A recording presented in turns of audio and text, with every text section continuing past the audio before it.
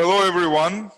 I'm very happy to welcome back Tomas Novotny, the founder and the head of customer happiness at the company Regartis, to our pre-conference podcast. Tomas will be speaking and chairing the conference, the physical conference, the third edition of the material management series, the third product substance management and regulatory compliance conference, which we will be hosting in April 28-29th.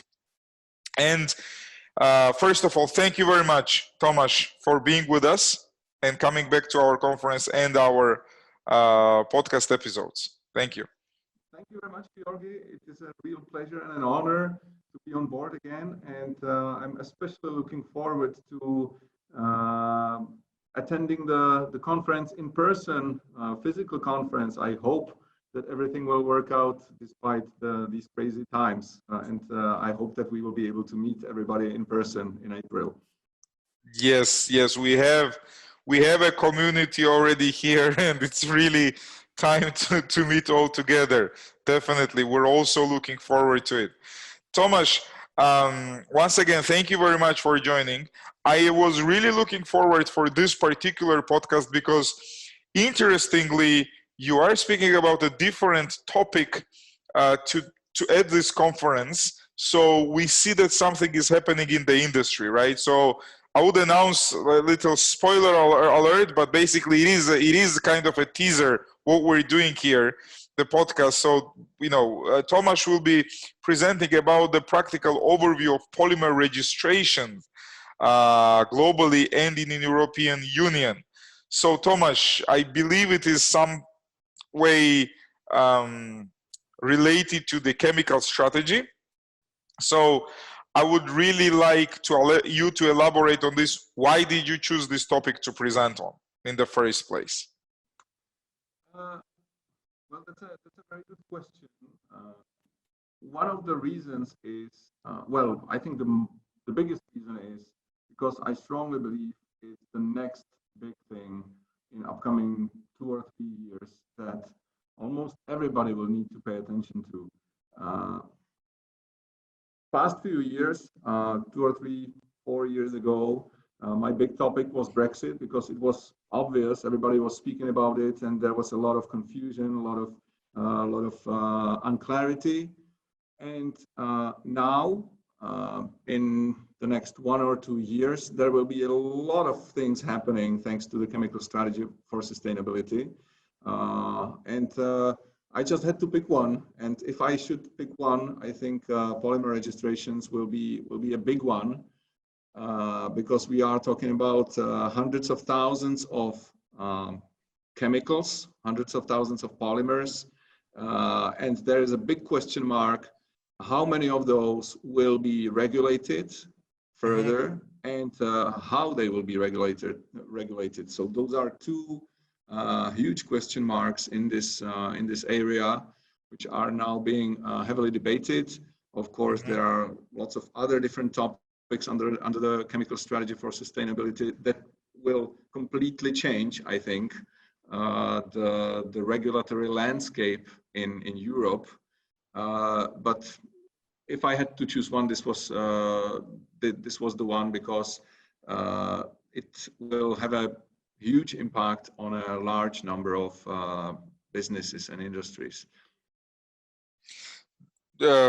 I'm also making notes here. Tomas, you mentioned one very good thing, and that was actually my next question. Huge number of businesses will be affected. Now, okay, we all know the usual suspects, the tier 1 players, but who do you think will be affected, and who should be listening to this podcast right now? Well, that's exactly the big question mark there, because as I mentioned, we are talking about maybe 200, 300, 400,000 polymers. There are different studies. One of the most robust ones that the EU Commission is building on is talking about 200,000 polymers on the EU market. Estimated worldwide, there might be up to 400,000 different kinds of polymers. And we are not talking only about plastics. That's the biggest message to take when thinking if this area might be relevant for the audience or not. We are not only talking about plastics, but we are talking about polymers in general. So all different kinds of polymers that you can think of, not only plastic materials. And the big question marks there are which ones will be regulated. At this point, there are 2 or 3 categories considered. One of them is polymers of low concern, polymers of no concern at all, basically, according to some categorization and some classification proposed. And then there are polymers of higher concern, which are, that's the big question mark, future polymers subject to registration. So how big the number will, how big proportion of the polymers on the market will fall under the scope of this new regulation is the big question mark. And of course, you can imagine there are all different kinds of positions and pressures where the industry is calling for the least possible regulation. So there are now estimates that if it was up to the proposal which was presented by the industry, it might be only about 12,000 polymers falling under this new obligations. But of course, the NGOs especially, but also some member states are calling for bigger regulation. And even though it at the end, it might be only a small fraction of the polymers on the market, which might be subject to some big information requirements and new testing, still you have to assess it, whether you are in the high risk category or whether you are in the low risk category when you import or manufacture polymers. So there, up to the according to the current proposals, you will as a minimum need to do an assessment. What is the composition of your polymer and why you think your polymer is of low concern, and you will have to report it to ECHA or to the Commission. So even the basic information that you will need to collect and assess will affect a huge number of companies and huge number of industry players. Wow. Question, Tomas. So look, we are talking about a very large number of companies, right? So with the minimum, let's say let's put it this way, we have 2 schools of thoughts, right? School of thoughts that the NGOs and the government and the member states are pushing for, and the school of thoughts that the organizations, let's say the business, the industry is pushing for, right? That they're lobbying for. Fine, let's call it whatever it is. So even though, and we understand that industry is calling for the minimal number of polymers to be regulated, right? But even that, in that scenario, is there going to be changes? And is there going to be are the companies going to be affected, even though, let's say, the industry has its way and it's the minimum number, which I believe we were saying it's 12,000, right? So will it be affected? Will there still be the changes in the industry? And who should be preparing for this? I mean, because I'm sure there are some companies, they don't even know they should be doing these things. Yeah. So can you tell us, what is it? Is it, am I saying the right thing? Is there gonna be some even smaller companies or mid-sized businesses or some of the large players? Is it gonna be a game changer anyways, even though the industry will have their own way? Or if the industry, let's say, version is adopted, then everything is going to be the same. Can you elaborate on this a little bit, please? Yeah, well, that's exactly what needs to be seen in the upcoming year. That's one of the biggest reasons why I chose this topic, because the upcoming year this will be highly debated, and it was supposed to, the discussions and some draft regulations were supposed to be drafted already, but the discussions were extended.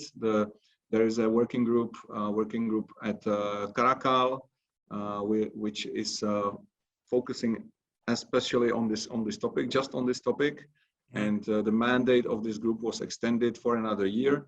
So at the end of 2022, the discussions how and which polymers should be regulated should end, and shortly after that, the legal implications should follow.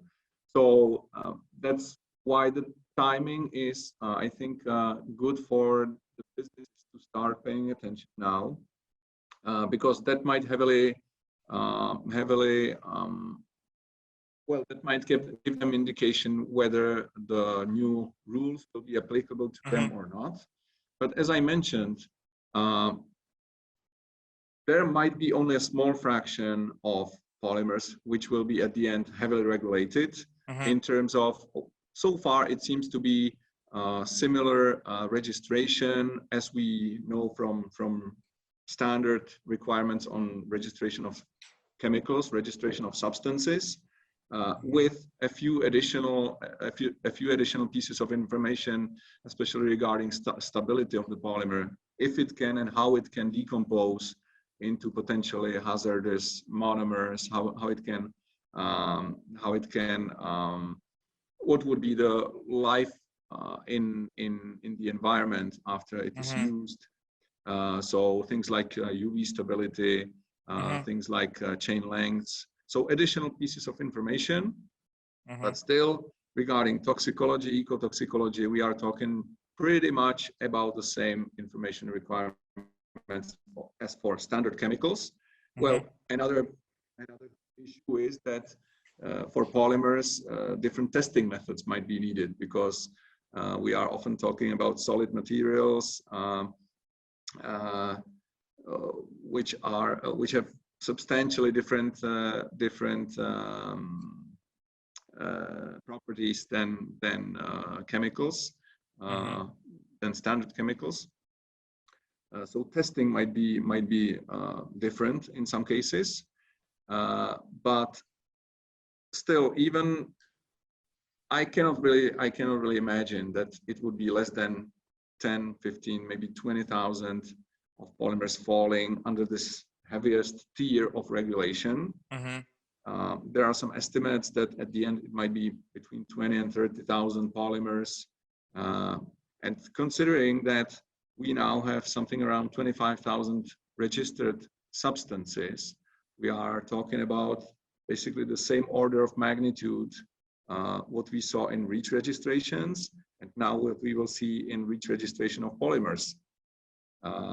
And even this fraction, which will be regulated the most, will affect only some players, but the rest will still need to do the assessment whether they fall into the category of low-risk polymers or not. And according to the current proposal, there's a workflow proposed which was changed in the past few months several times, according to the comments from the industry, comments from the NGOs, comments from the member states. So it is already second or third version of this workflow, and this current version counts with notification of the low concern status. So even if you consider your polymer of low concern, yeah, you will have to notify it why you think it's of low concern.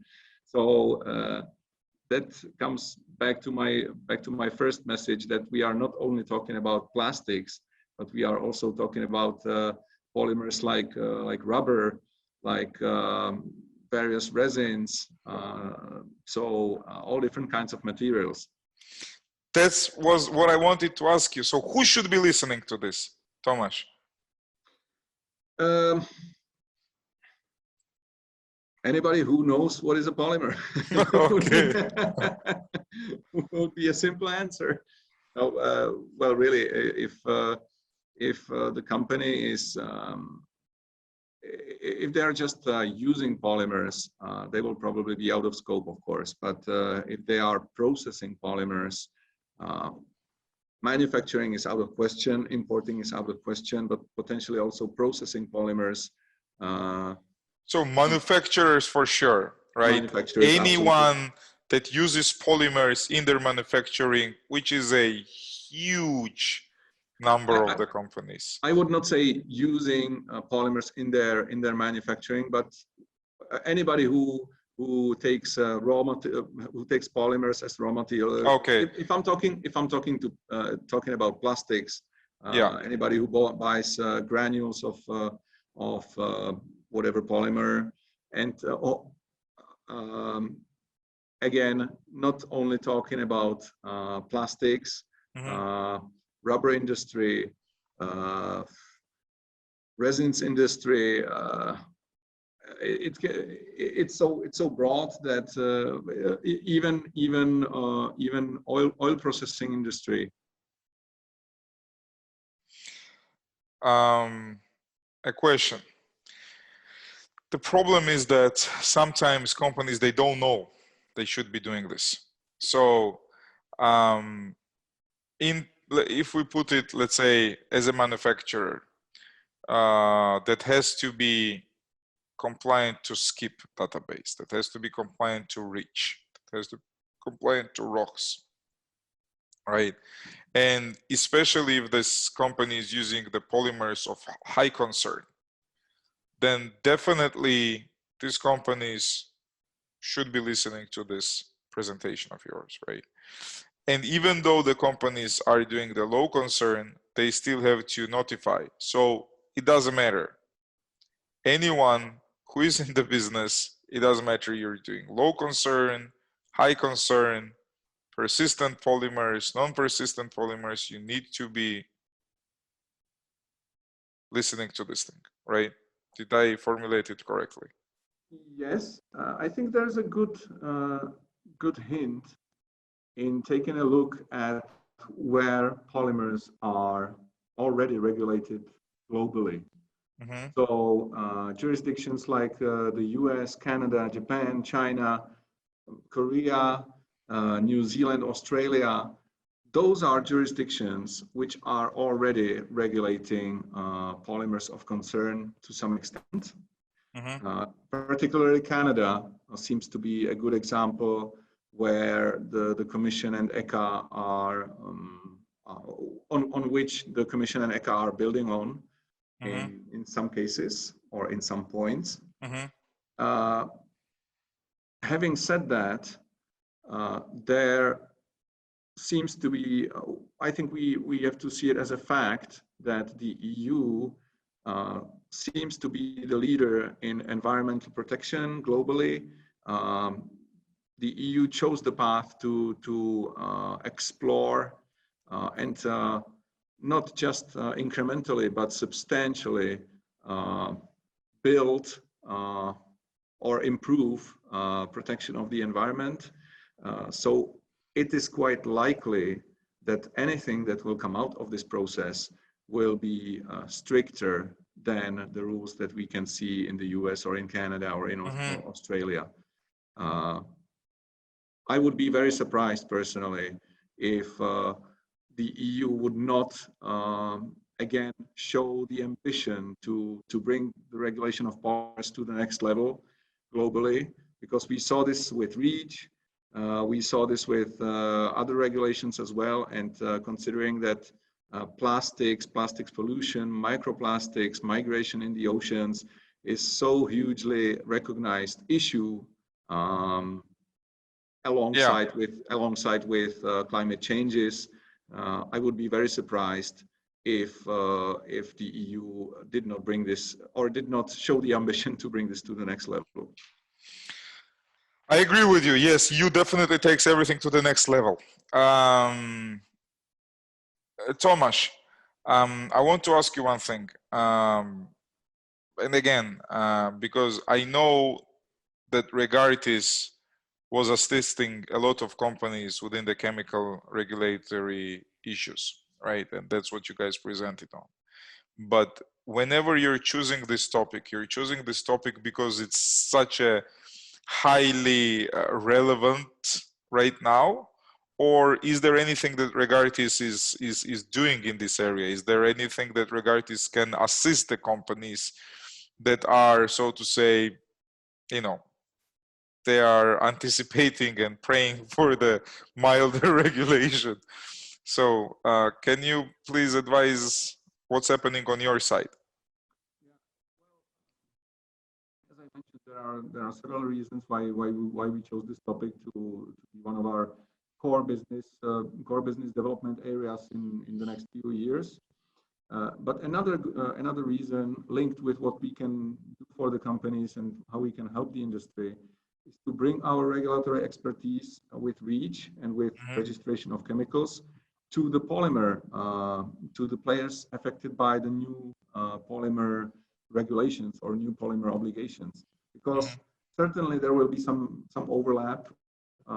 Companies who are well familiar with REACH and with processes under REACH, thanks to past experience, because they have already registered standard chemicals. But this new obligation will also bring quite a lot of new players to this.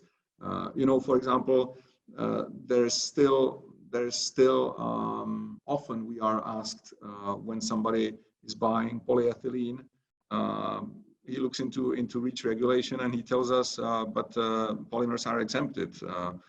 And we have to say, yes, they are, but you still have to register the monomer. So the polymers industry is, in some cases, not, or they do not seem themselves as chemical industry by the fullest meaning. So they see themselves a little bit of outside the scope of REACH. But now, with potentially 10, 20, maybe 30,000 new polymers getting into the scope of REACH registration obligations, they will be drawn into the details, and they will really need to start paying attention to it and registering. So we just want to bring our experience with REACH registrations to those newcomers, and of course helping the existing players on the market who are familiar with REACH, but they might need help specifically for polymers. So we are now, besides following the discussions and seeing how it will turn out, we are building expertise specifically in the area of polymers, because these are really different breed, and of course the knowledge and the Tomas? technological background you need to have is a little different. Yes. Sorry, the line broke. It's okay. Okay. Tomas, well, definitely kudos to you. You always seem to know what are the biggest challenges the industry will be facing, and definitely this polymer thing sounds like it will be a game changer. Yeah, and knowing the reputation of your company, knowing the reputation of your service, definitely, you know, we are sure that you are a partner of choice when it comes to chemical regulatory consultants, and definitely the polymer topic in this case, in this particular case. But I want to ask you one more thing now as well. When it comes to the other side, right? I mean, the industry side, what the company should be doing right now to prepare for the polymer registrations, right? I mean, we know what you do, we know how you can help, but the companies, they should be doing something already, or they should not, or it's too early. Well, in most cases, it comes down really just to monitoring and following the discussions and the outcome, because it is, as I said, it is still an ongoing discussion. It is still an ongoing legislation process. which will bring its fruits most likely in 2023, 2024. Maybe 2023 it will be adopted. I believe 2024 or beyond with some transitional measures, just like we saw in REACH registrations, classical ones. So there's still time. So for the time being, for most companies, I believe it is really about monitoring what's going on. Just last week there was a meeting of the working group at Caracal. But it is really interesting to see where it might go, where it might develop. And based on the discussions, it can already be, it gives an indication what the companies might need to collect, what information they will need. So as soon as the information requirements are laid down, and as soon as the process for identification of the polymers of concern or of low concern are nailed down, the companies can start preparing, because we encountered in REACH registration, the classic ones, that it takes really long to do the registration if you are starting with it, if you are starting on greenfield. And there will be questions concerning data sharing, cost sharing, and all those issues we saw in classical REACH registrations.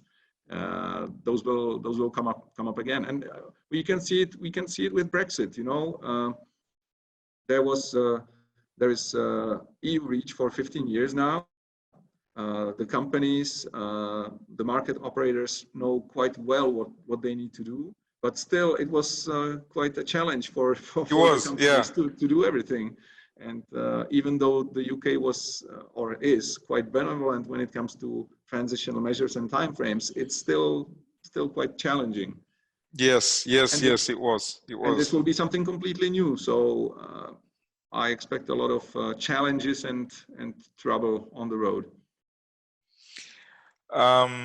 Tomas, and when we will know this the results, when it will be public, when it will be confirmed?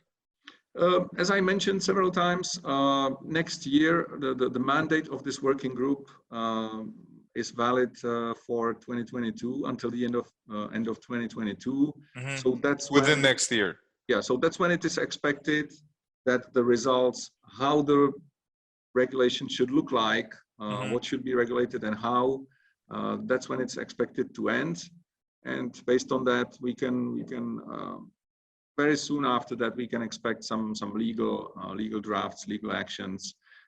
So when you ask me what the companies should be doing now, in case the companies are heavily potentially affected, so polymer producers, polymer business, polymer industry in general, those are companies, of course, who can and should be more active in the decision-making process as well. So they can approach their associations. For example, CEFIC or Plastics Europe is very active in the field, and they can try to provide them, especially with data or, of course, any scientifically solid studies that could help defend their position. So as usual, it's the big players who are contributing the most to this decision-making process. But of course, smaller ones can too. We are in an open community in the EU where every voice should be heard. So well, yeah. Tomas, why I ask this as well is because I think it's a very good timing for the conference in April. Absolutely. That people will have, you know, it's the 4th month, it's the end of the 4th month, it's the 5th month, beginning of the 5th month. And, you know, hearing about it from the industry expert definitely will give a competitive advantage for the ones that will be shared this information with. So look, the topic sounds amazing. We're really looking forward for the conference. We're looking forward for your presentation. I would like to thank you very much for coming as a guest speaker to this podcast episode, and hopefully stay safe, and hopefully we'll have more chances to elaborate on these talks.